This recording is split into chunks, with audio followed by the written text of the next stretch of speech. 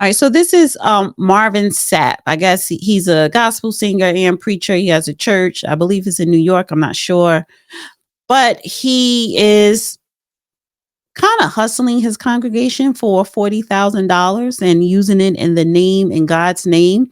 So he's calling for the doors to be locked until he reaches his goal. So I want to play this clip. And they understand the cost that is involved. There's 1,000 of you. I said, close them doors. Ushers, close the doors. Close the doors. Close the doors. We all gonna leave together. Y'all ain't going no place but to the restaurant. There's 1,000 of you tonight, and those that are watching, it's 1,000 that's watching online. This is a small seed. If I get 1,000 online to give this, if I get 1,000 in the sanctuary to give this, that's $40,000 tonight. I'm challenging each of you all down here to give a $20 seed. What for? I just think $20 is a lot of money. $20, believe it or not, when my late wife Melinda P. Sapp was alive, was a good date. I could take her to the movies, buy a box of popcorn, get 1 soda, 2 straws. I wasn't cheap. That's swag. I was looking in her eyes. She's looking in mine. Can't do that no more. Now, everyone up here, we've all sold and seeded, but I need everyone standing up here with us, with me, to plant a seed of $100. Because again, it costs to sit up here. I got you. Let's see. So put your 20 away, preachers. Can you stop a second? Now, is he spending or raising this money to send out worldwide missionaries? Is he spending this money to print up brochures to spread the word amongst the unfaithful, or to restore the faithful and encourage them? Or is he buying a new car?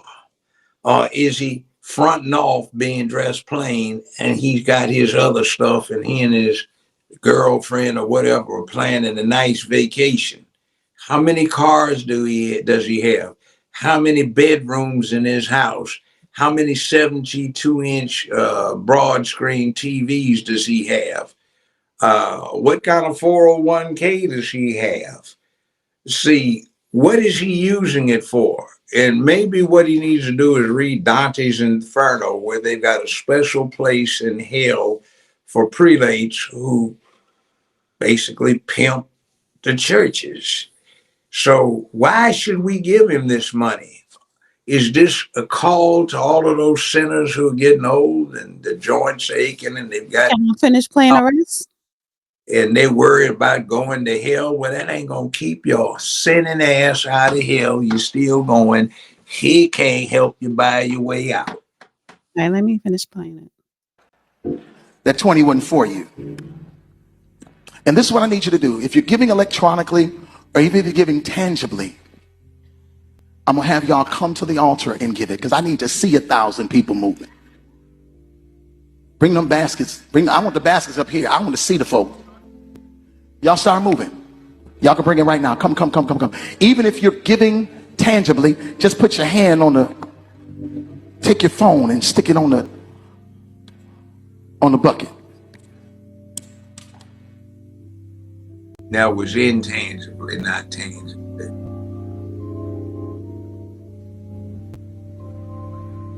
Shh. Giving is worship. Giving is worship. Oh, no, it isn't. Giving is worship. Giving is worship. This ain't the time to talk. 1,000 people need to give $20. 1,000 people need to give $20. 1,000 people online need to give $20. This is easy, saints. This is an easy miracle.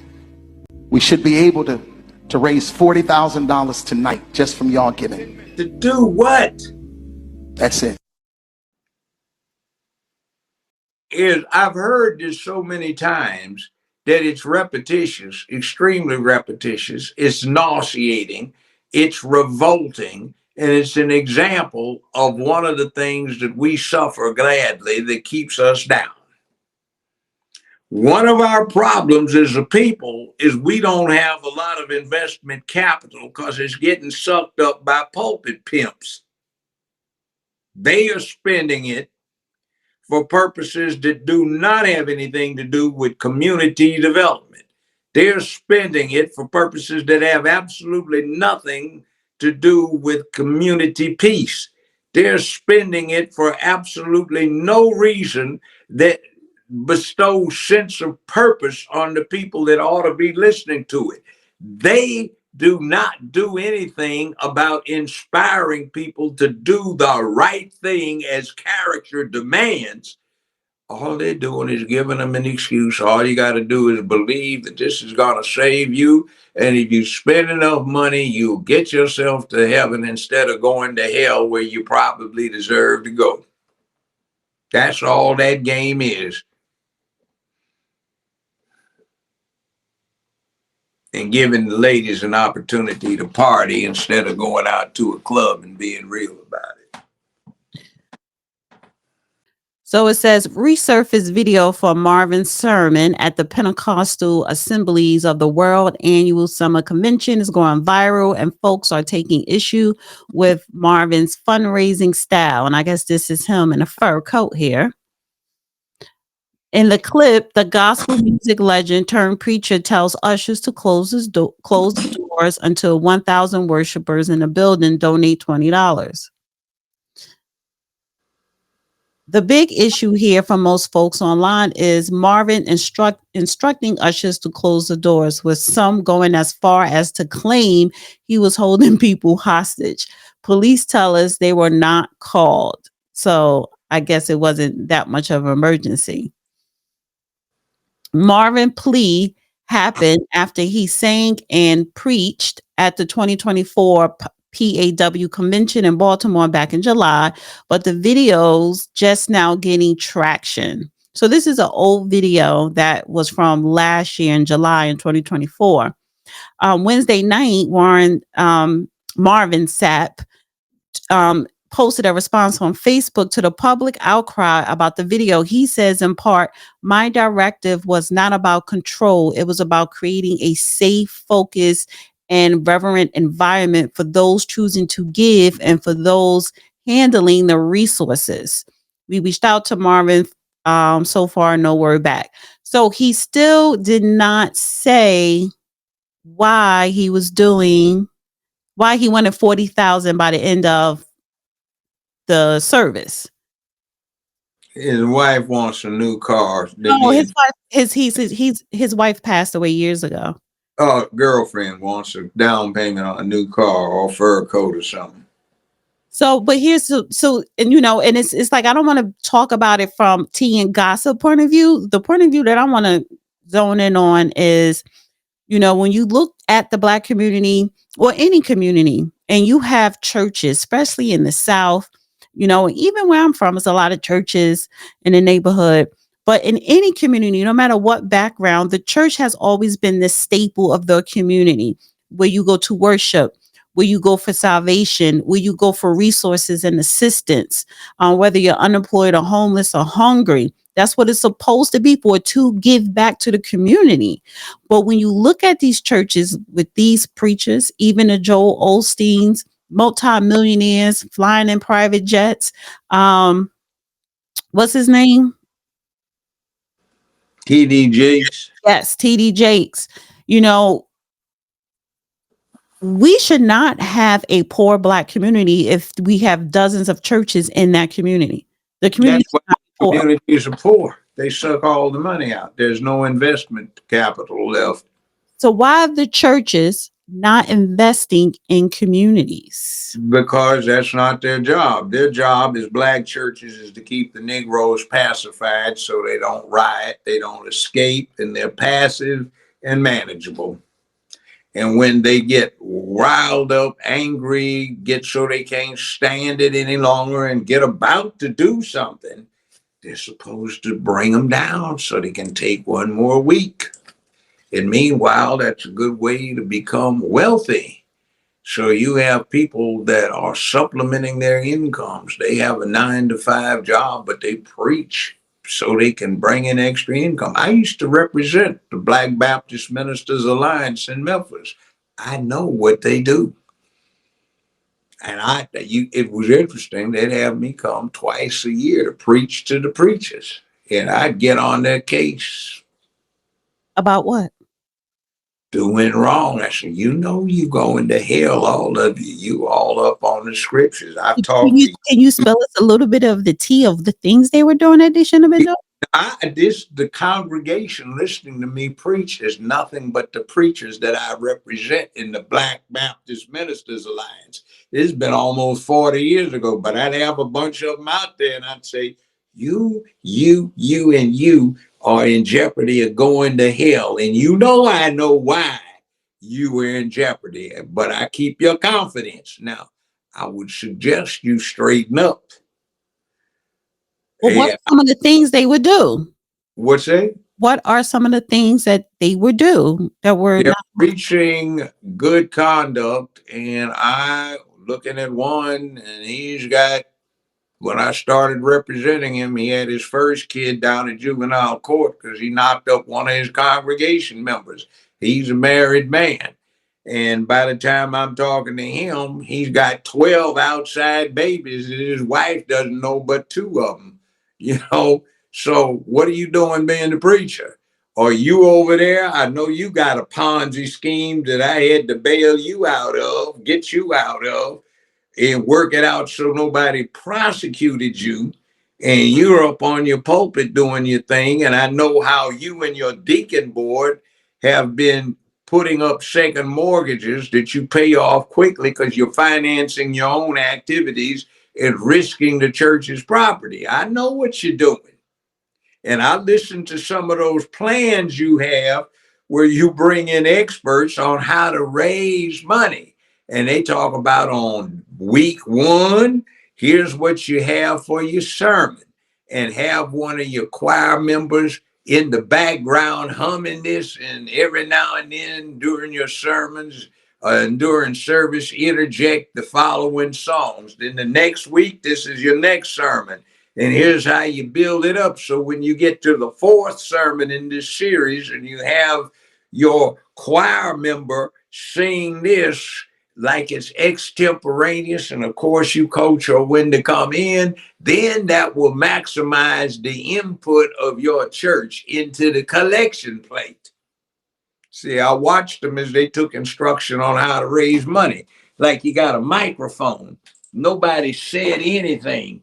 And how to psychologically condition your congregation so after several months of this, when you throw your mic up, you go, and everybody goes, and they all holler. How you condition them so you can do this, and you don't have to do anything but throw it up, and they get all riled up. And that's how you get them to put more in the plate. And then you watch Luther Vandross, he's on stage. I had girlfriends used to love him. I didn't like his music, but they did. And he'd get up there and throw his mic up just like the preacher. And it screamed the whole audience. He hadn't sung anything, hadn't said anything. He just threw his hand up with the mic in it. Because that's what the preacher did. They conditioned their congregations to be responsive to certain subtle suggestions. And they get taught how to do this. okay? And okay, I'm looking at somebody out in the audience. Last time I paid him a visit,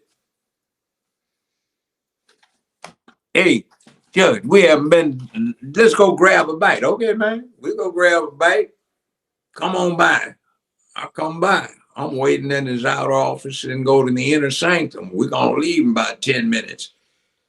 Just knock on the door. Hold on, Joe. I got to see about this. So he goes to the outer office, opens the door. There's an attractive young woman, about 35 years old. She's got on a tan trench coat, some pearls, hair fixed up, braids all down, high-heeled shoes on, and she's sweating. And I'm listening, Reverend, I just have a problem, Reverend. Please, I don't know what I'm going to do. Well, sister, what seems to be my, Reverend, I just get these hot flashes, Reverend, and these devil boys, they be trying to get my panties off, Reverend. I don't know what I'm going to do. Well, sister, maybe we can talk later about this. Reverend, I don't know what I'm going to do. Well, sister, just calm down. She's acting like she's faint. Well, unfasten your coat. You're sweating. Unfasten the coat. Ain't got on a stitch. No panties. No nothing under there. No bra. Oh, sister, there some people coming by. We're gonna have some. We supposed to meet up and go to dinner, so we can have this. That be a scandal. And I'm a married man. Well, Reverend, your wife is the mother of the church, Reverend. She'll understand. Can't you say some words? It'll make it all right. And I'm just laughing my head off. Man, you know you would have tapped that if I hadn't been there. No, I said, yes, you would. I've been knowing you for 35 years, man. Don't try to lie to me. See, so this is what I'm talking about. What's going on where your preachers are out there sinning. Now, every now and then you got a real holy man out there. You can tell they got an aura. But some of the things, you know, that I've seen, it's like, really? And I'm looking at economically how many billions of dollars are sucked out of the Black community by these churches that don't even go into the local area. There's not even a secretary hired at a local insurance company to work. It goes to Pennsylvania, New York, Miami, somewhere else. And nobody in the local area gets anything out of it. They could be setting up credit unions, financing banks. If they want to get involved in politics, get the cities and the counties to make their deposits into alternative banks so that they will have cash in their vaults that will allow them to use that as the percentage that federal law requires so they can ramp up the amount of money that they can loan to people for development of small businesses, housing, and economic development. No, they don't do that. They spend it. I'm looking at somebody, your daughter who is 19, you're trying to raise money to get her a Bentley? And you have people that are in poverty in your neighborhood? There was one block, a long block. And that block, if you took the street on the west side, on the long block, there were 9 churches. Across the street, there were 6. On the other side of that block, there were 7 churches. And on the other side, there were 8. And then if you took the ends, there were 4 on one end, 3 on the other, and across them, 5 on one end and 4 on the other end. So all of these churches in one long block, and they're sucking all of the money out of what is an impoverished area. There might not be but 15, 20 people showing up for a service, but they're all taking all that money and everybody's trying to give them as much to impress. I tithe 25%. Yes, I do.